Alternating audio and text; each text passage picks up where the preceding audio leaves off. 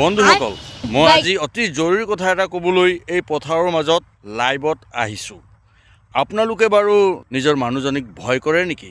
যদি কৰে কমেণ্টত কৰোঁ বুলি লিখিব।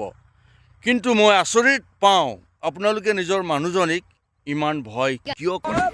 হে, আপোনালোক কাপুৰুষ নেকি বাৰু? হে, ভয় কৰিব লগানো কি আছে? হে, আপোনালোকৰ ওপৰত মই জংগী আন্দোলন কৰিম। চাব, কৈ দিছোঁ, মই জংগী আন্দোলন গঢ়ি তুলিম। আপোনালোকক মই ধিক্কাৰ দিছোঁ, তীব্ৰ ভাষাৰে গৰিহণা কৰিছোঁ, হুংকাৰ দিছোঁ। কি দৰকাৰ?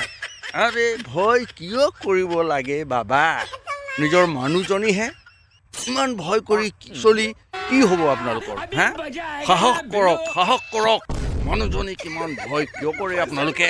মই আচৰিত পাওঁ, আচৰিত লাগে মোক। পাপা, অঁ, আপোনাৰ পিছফালে মা। মা? ক'ত?